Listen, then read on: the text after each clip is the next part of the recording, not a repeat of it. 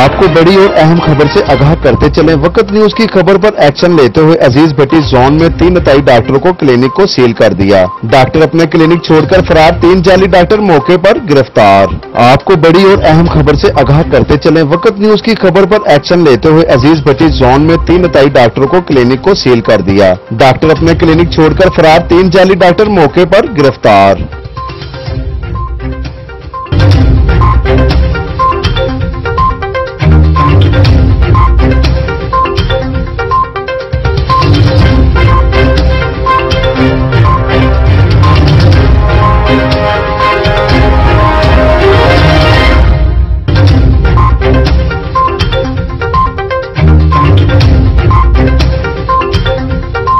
वक्त न्यूज लाहौर।